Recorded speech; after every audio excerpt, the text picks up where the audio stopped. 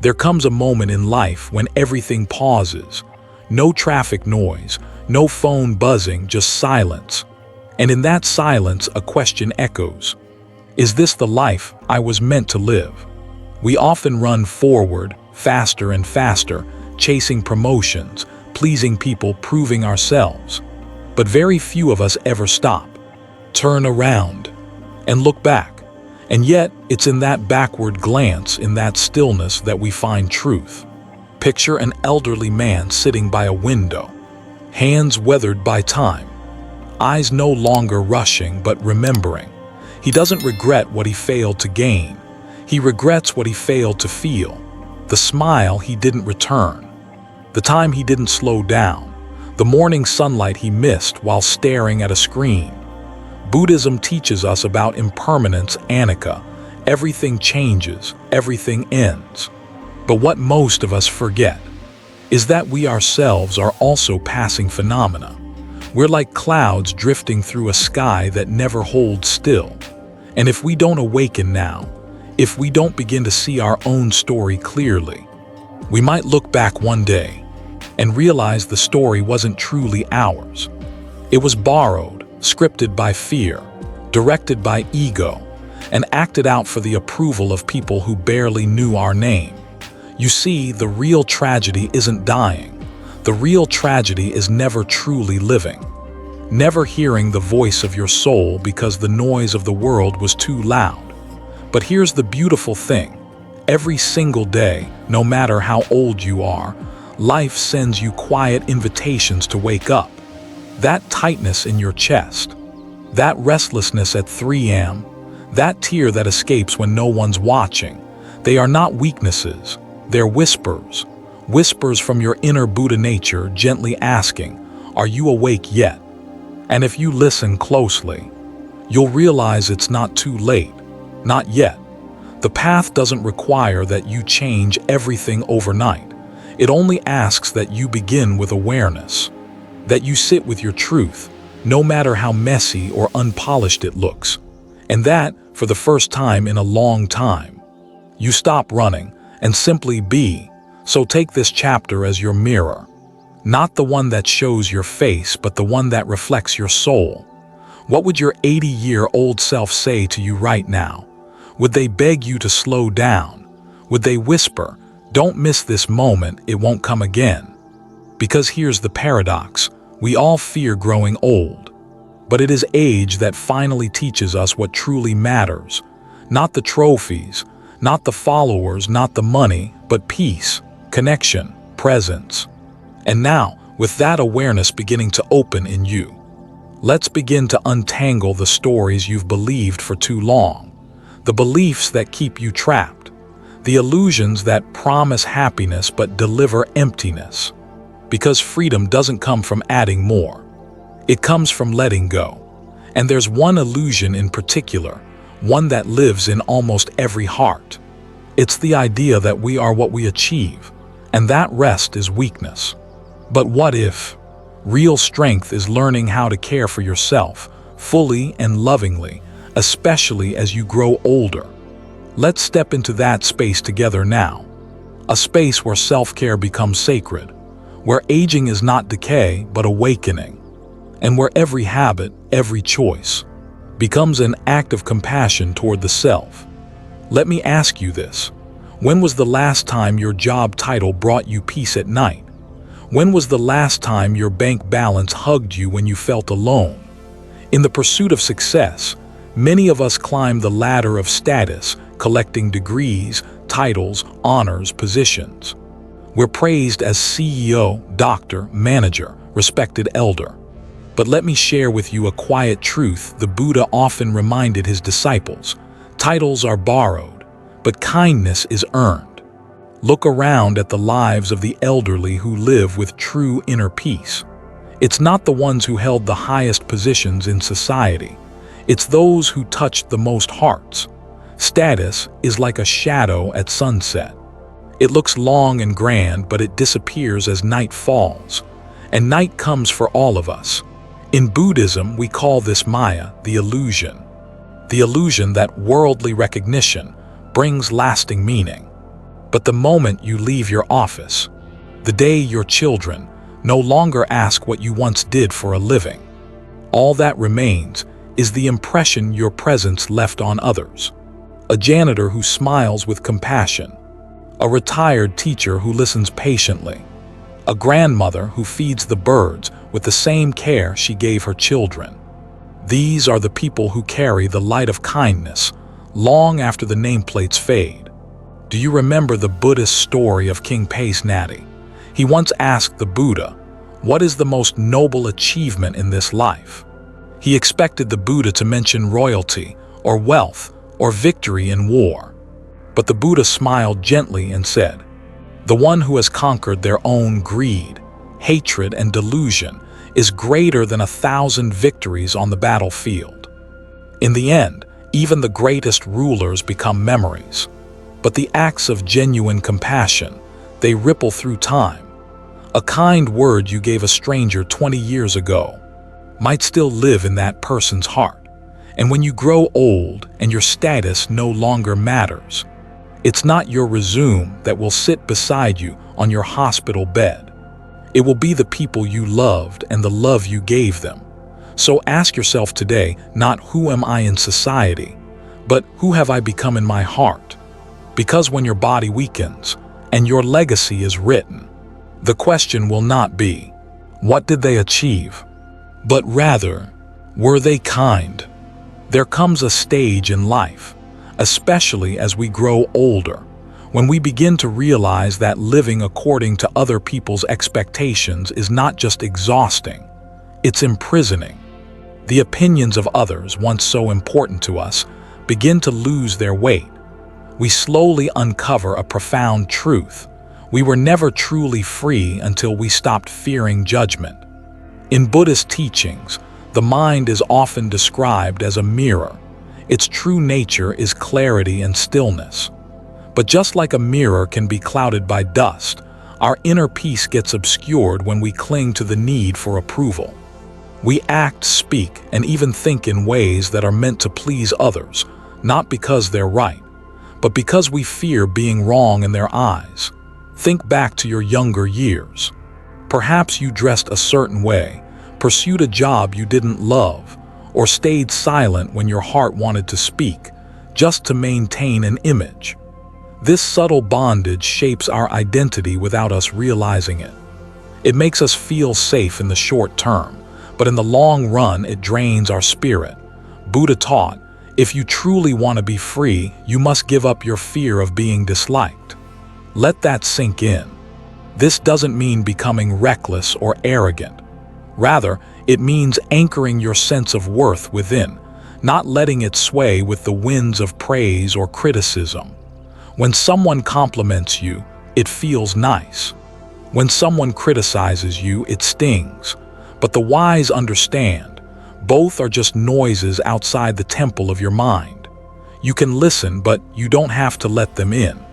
Let me tell you the story of a Zen master named Ryakan, who lived in simplicity in a small hut. One day, a thief broke in, expecting to find something valuable, but there was nothing worth stealing. Instead of being angry, Ryakan said, "You've come a long way to visit me, and you shouldn't go back empty-handed." He offered the thief his old, tattered blanket. After the man left, Ryakan looked at the moon outside and whispered, "If only I could have given him this beautiful moon, too." What does this mean?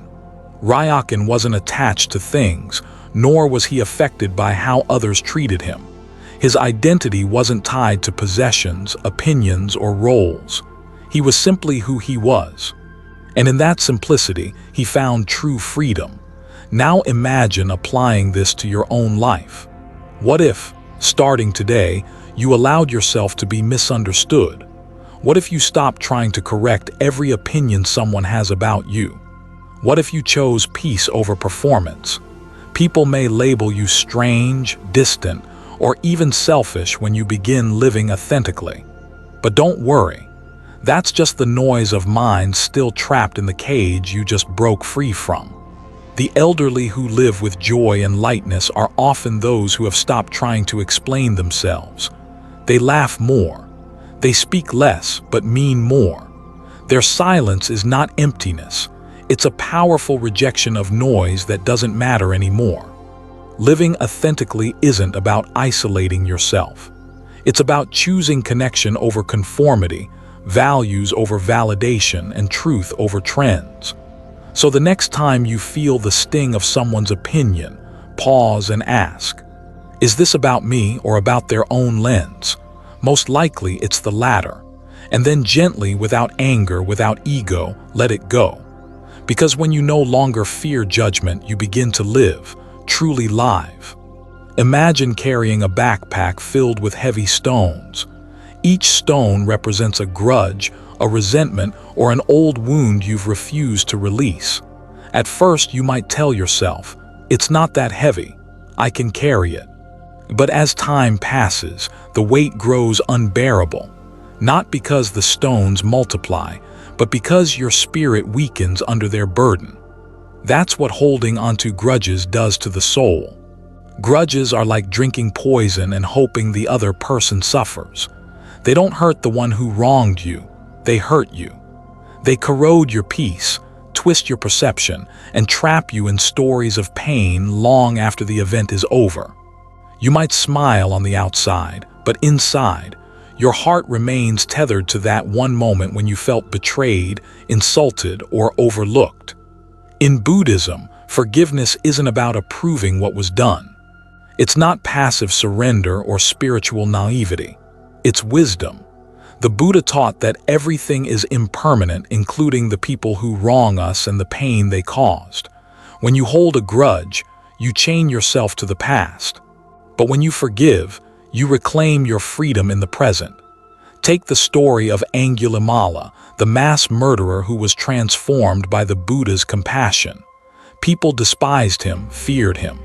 But when the Buddha met him, he saw not a monster, but a man consumed by ignorance. The Buddha did not carry hatred, nor encourage others to do so. Instead, he showed Angulimala a new path, and Angulimala walked it, ultimately finding peace.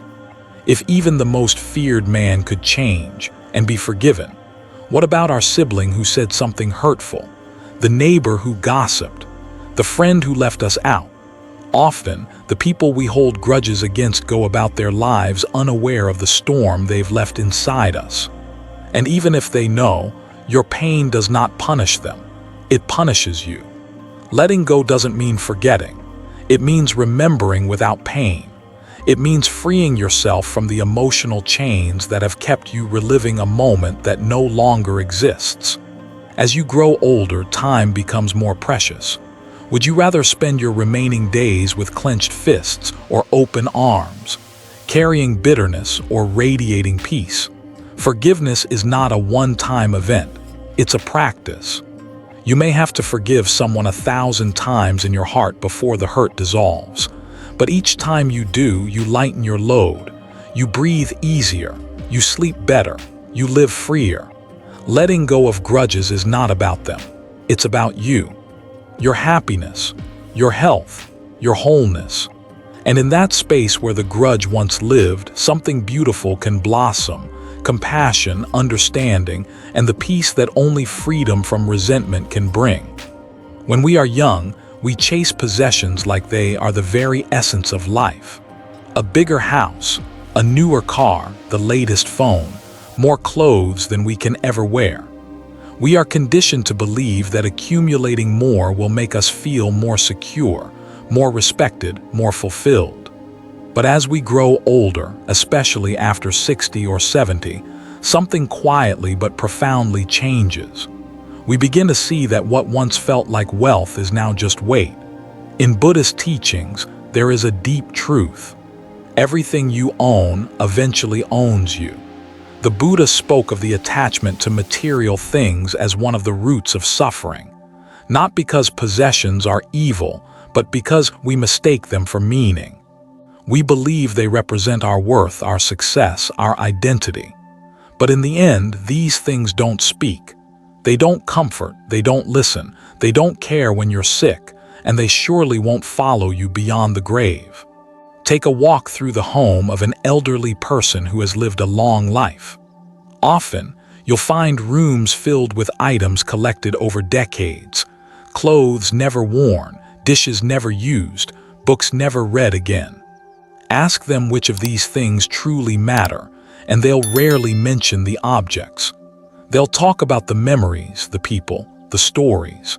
They'll speak of the laughter around a simple dinner, or the joy of giving something away rather than holding it back. Let's reflect on this for a moment. Why do we hoard things? Sometimes it's fear. Fear that we'll need it someday. Fear of losing control. Fear of not having enough. But Buddhist wisdom invites us to look deeper. Is it fear that makes us store, or is it our refusal to trust the flow of life? That perhaps if we let go, the universe will still provide. There's a Zen koan that says, "When the cup is full, stop pouring." If we keep gathering, there's no room for new experiences, new people, or deeper peace. An overly cluttered home is often a mirror of a cluttered mind, crowded with memories, regrets, and unspoken fears. But there is a beautiful shift that happens when we begin to release. We find that the less we own, the more we feel ourselves. That generosity isn't just about giving things away. It's about releasing our grip on the illusion that things will save us. In fact, the act of sharing becomes a medicine for the soul. Let's take the example of an elderly woman named Haruko in Kyoto, who, after turning 80, began giving away a portion of her belongings each month. Not because she was moving or because she had to, but because she said, "I want to give warmth, not just things." Her possessions carried stories, scarves worn on travels, tea sets from her wedding, books that held her tears and laughter. As she gave them to neighbors, young people, even strangers, she said she felt lighter, freer, and more alive. In this stage of life, generosity becomes a gateway to spiritual joy. We stop saying, "This is mine," and begin saying, "This is yours now."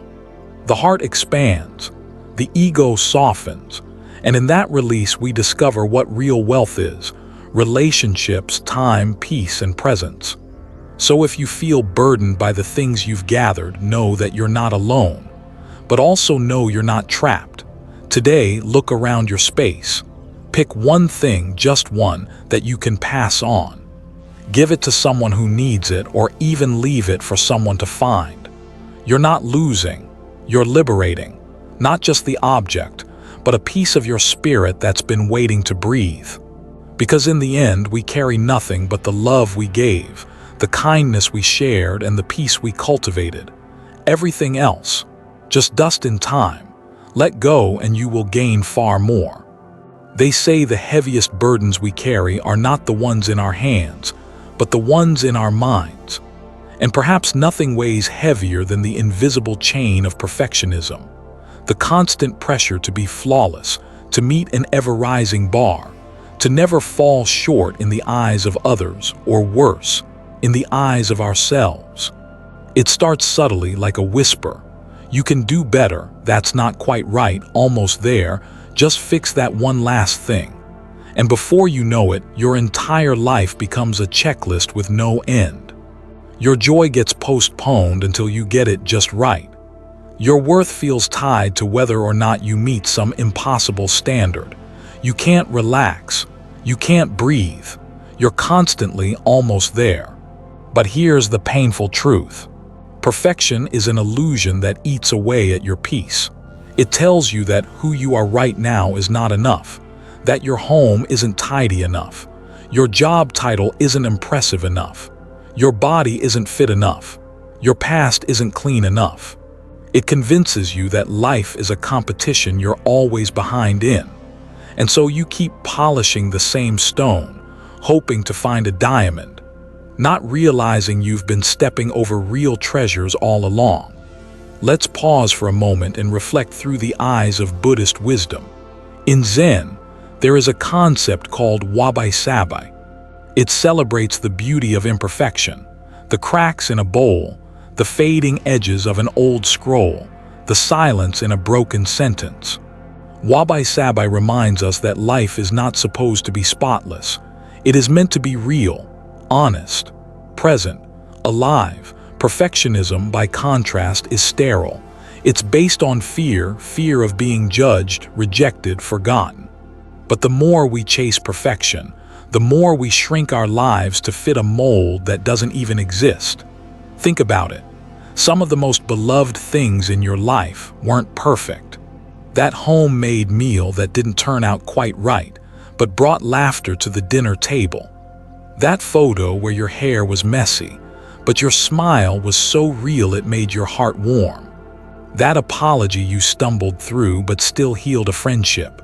None of it perfect, but all of it precious. You don't remember the flawless, you remember the true. And what's even more powerful is this. When we drop the need to be perfect, we give others permission to do the same. We become safer, more human, more magnetic. People trust those who can laugh at their own flaws, admit their limits, and still move forward with grace. That's the kind of authenticity the world is starving for. Let's revisit a story from the Buddha's own time. One day, a young monk came to the Buddha ashamed. He said, "Master, I cannot meditate properly. My thoughts keep racing. I feel restless, unworthy, broken." The Buddha simply smiled and asked, "When a string is pulled too tight, what happens?" The monk replied, "It snaps. And when it is too loose?" "It won't play a note," said the monk. "Exactly," the Buddha nodded. "You must find the middle path." This, dear listener, is the antidote to perfectionism. Not swinging from extremes, not chasing flawlessness, nor falling into neglect, but walking the path of enough. The middle path says, it's okay to rest before everything is done. It's okay to be proud of what you've managed today, even if it wasn't your best. It's okay to be a work in progress, not a finished product. In a world obsessed with better, the boldest thing you can do is say, "This is enough." You don't need to wait until the stars align to begin living. You don't need to perfect your body to be worthy of love. You don't need to have the answers to deserve peace. The house doesn't need to be spotless to be a home. Your words don't need to be eloquent to be wise. And your life, your one wild, sacred life, doesn't need to be flawless to be meaningful. So let go of that invisible checklist. Replace it with something far more powerful, self-compassion. When you do, you'll notice something magical happen. The pressure eases, the inner critic softens, and life starts to breathe again. You begin to laugh more, connect more, love more. And in doing so, you finally touch the deepest kind of perfection, not the kind without flaws, but the kind that embraces them fully. After all, the moon is still beautiful, even when it's not full. And with that quiet truth in our hearts, we take the next step on this journey, not as perfect beings, but as present ones. Have you ever paused, truly paused, to look at the hands of a clock ticking forward? It moves so gently, almost quietly, yet it carries away every moment of your life. That breath you just took, it's gone. That day you spent worrying yesterday, also gone. And what's coming next? None of us really know. Time is the only thing in life you can never get back. You can lose money and earn it again. You can lose friends and build new relationships. But once a moment is gone, it vanishes forever. This truth is both sobering and liberating, because it reminds us tomorrow is never promised. And that's exactly why today matters so much. In Buddhism, the concept of impermanence, anicca, is not just a spiritual idea.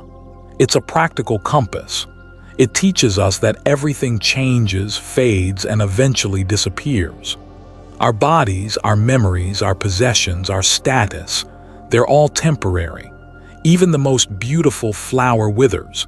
Even the strongest tree falls. And even the people we love most will one day be just a photo on a shelf. When you live with this awareness, life suddenly becomes sharper, more alive. You begin to understand that every sunrise you witness is a gift. Every conversation you have might be the last. Every apology you don't say, every hug you withhold, every dream you keep postponing. They all carry the weight of uncertainty. There's a Zen proverb that says, "The trouble is, you think you have time." And that is the trap we all fall into. We act as if we're immortal. We delay forgiveness until a more convenient day. We put off our passions until retirement. We tell ourselves we'll be happy once we achieve that promotion, or find the perfect partner, or lose that last 10 pounds. But what if that day never comes? What if this moment, right here, right now, is your only shot? One day you're 20 and full of plans. Then suddenly you're 40 and filled with regrets. You tell yourself you'll reach out to an old friend next week, but next week becomes next year. You say you'll spend more time with your parents someday, but then they're no longer around. And while we keep waiting for the perfect time, life keeps moving, without asking permission, without pausing, without rewinding. But here's the beauty. This awareness of mortality doesn't have to make us fearful. It can make us free. Because when you accept that tomorrow isn't guaranteed, you stop procrastinating on joy. You speak the words that matter now. You live boldly now. You forgive now. You start appreciating the small things. The sound of rain against the window, the warmth of your morning tea, the laughter of someone you love, the quiet moments of peace you never noticed before. And suddenly, ordinary days become sacred. In Buddhist practice, monks often meditate on death, not out of darkness but out of clarity. They know that by remembering the impermanence of life, they are reminded to live it fully, kindly, and mindfully. So here's a powerful reflection for you. If today was your last day, would you live it differently? Would you hold back your love or pour it out? Would you keep waiting for the right moment or would you create it? Maybe the point of this life isn't to accumulate things or achieve perfection. Maybe it's simply to be present, to give your best energy to this hour, this task, this person in front of you. Not someday, but now. Because time isn't running out, it's already been running. And the question is, are you awake enough to notice it before it's too late? Let's carry this awareness gently, not with anxiety, but with reverence. For the simple truth is, the clock doesn't stop, but your presence can make every moment eternal. Are you ready to explore how peace and contentment aren't found in things, but in something far more subtle, far more powerful? Let's move forward. We spend our youth trading health for money, then spend our old age trading money for health. It's one of life's cruelest ironies, and one of its most sobering truths. The Buddha reminded us that the body is not something to be neglected, exploited, or abused. It is the very vehicle that carries us toward awakening. Without it, even the noblest of intentions remain dreams left unrealized. But in a world of endless deadlines and distractions, we often treat our bodies as afterthoughts, tools to be pushed, punished, or propped up with stimulants and willpower. We forget the body is not a machine. It is a sacred space, a temple, a vessel of mindfulness and compassion. Think about it. When your body is tired, your mind becomes foggy. When your stomach is sick, even the most peaceful thoughts feel distant. When your back aches or your breath shortens, meditation becomes a struggle, not a refuge. True wisdom doesn't just dwell in the mind. It must be housed in a body that is nurtured, respected, and cared for. And no, this is not about sculpted abs or expensive wellness routines. Buddhist teaching doesn't glorify vanity or external perfection. The goal is balance, the middle path, eating just enough, resting when you need it, moving your body not to punish it but to celebrate the miracle of movement, a daily walk in nature, a bowl of warm soup prepared mindfully, 10 deep breaths before starting your day. These are not small acts. They are sacred rituals, quiet ways of saying, I honor this body. I thank it for carrying me through this life. When the Buddha was asked how to care for the body, he responded with simplicity and clarity. He taught moderation. He taught cleanliness, calm, discipline, and above all, awareness. He emphasized that even illness could become a teacher if we listened with presence rather than resistance. So many of us, especially in later life, regret the years we ignored our health. We wish we hadn't skipped sleep for success, or eaten recklessly in the name of convenience, or numbed pain instead of investigating its cause. But the beautiful truth is, it's never too late. Every single breath is a new beginning. Every glass of water, every stretch, every act of mindful eating is a statement. I choose life. There's a Zen saying, you should sit in meditation for 20 minutes a day unless you're too busy. Then you should sit for an hour.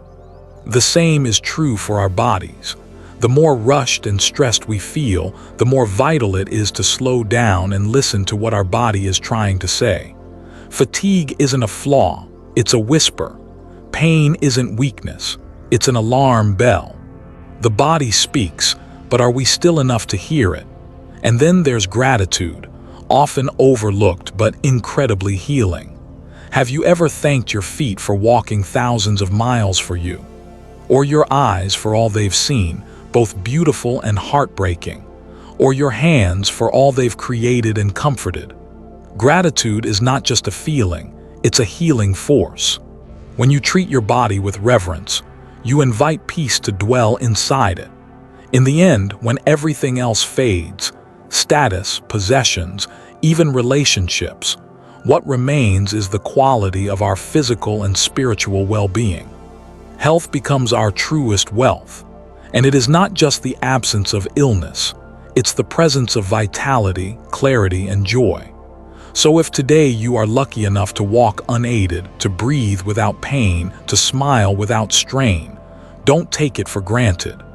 Bow to your body, feed it with love, rest it with compassion, move it with joy. It's not perfect, it never was meant to be, but it is yours, and it's sacred.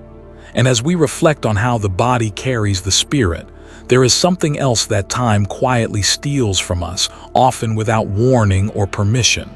Something we chase and cling to, yet never seem to hold. Something more valuable than gold. Let's walk into that deeper truth together. They say that when your final moments arrive, your life doesn't flash before your eyes in the form of houses, handbags, or bank balances. No one lies on their deathbed whispering, I wish I had bought that bigger TV, or I'm so proud of my collection of fine china.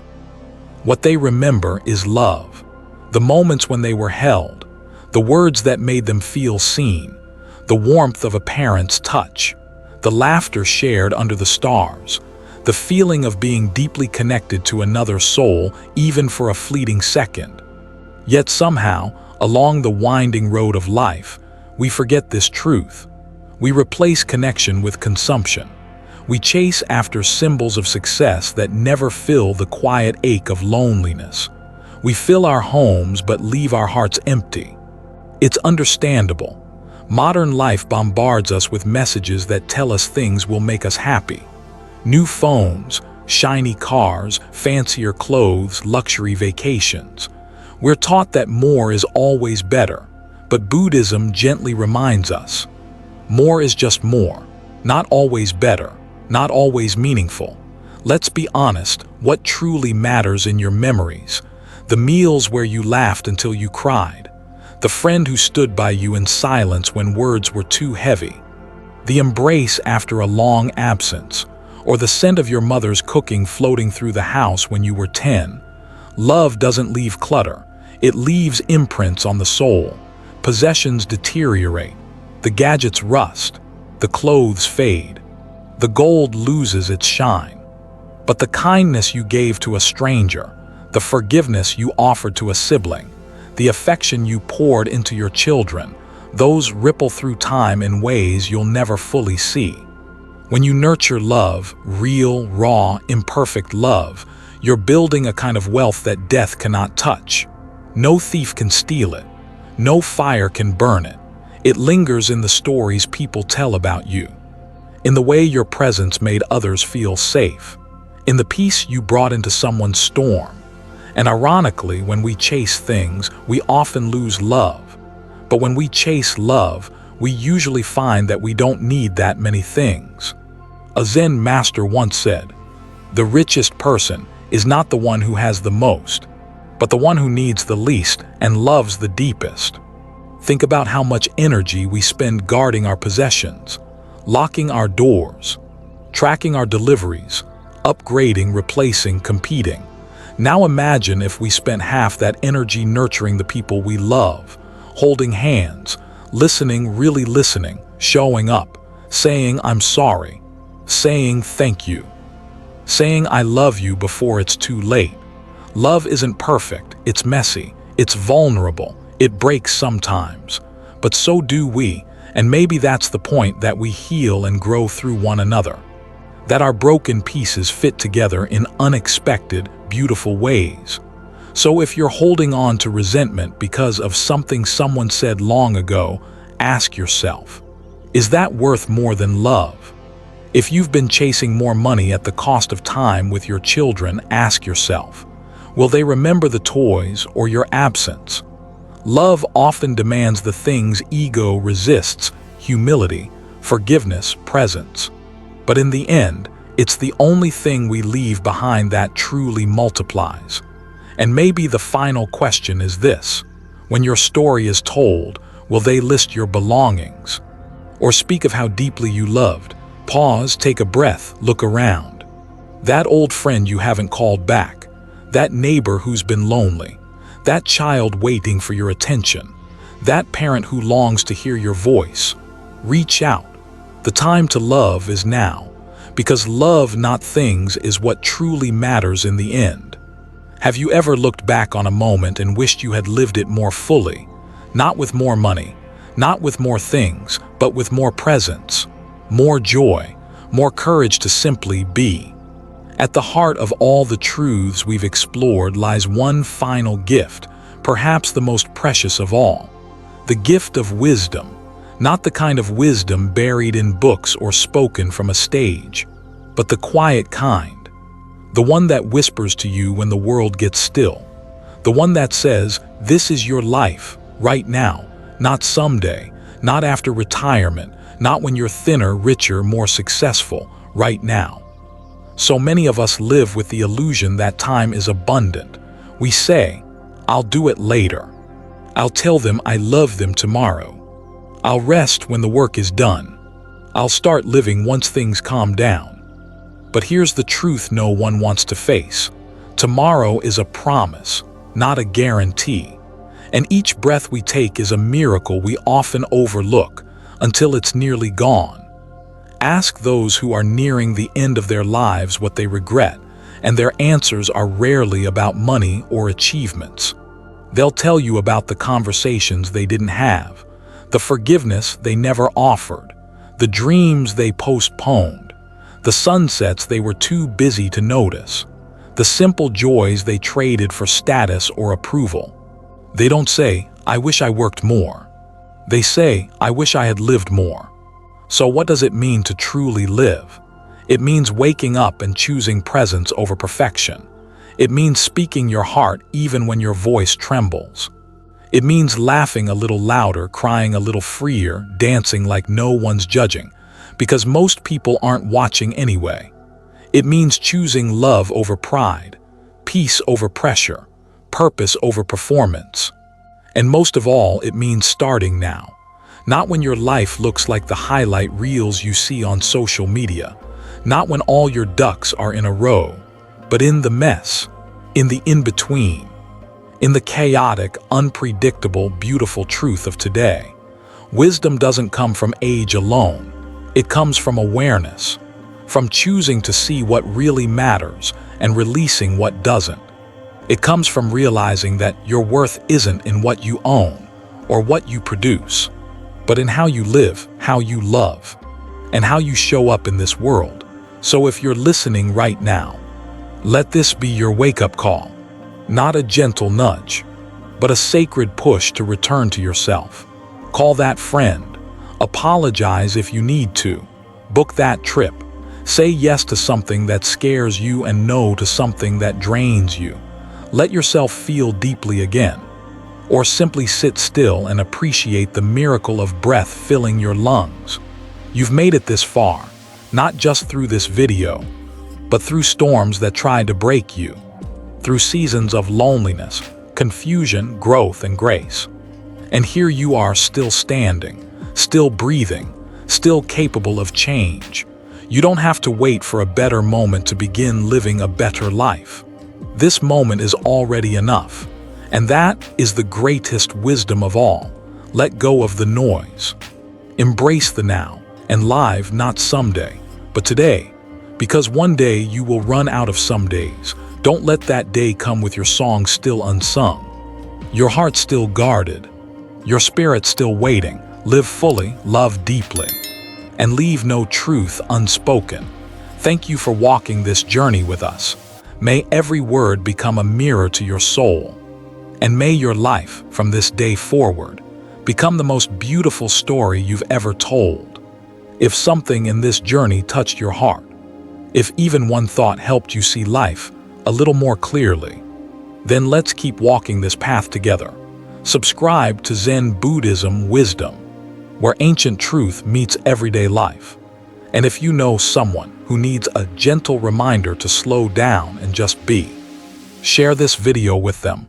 Until we meet again, may your mind be calm, your heart open, and your soul at peace.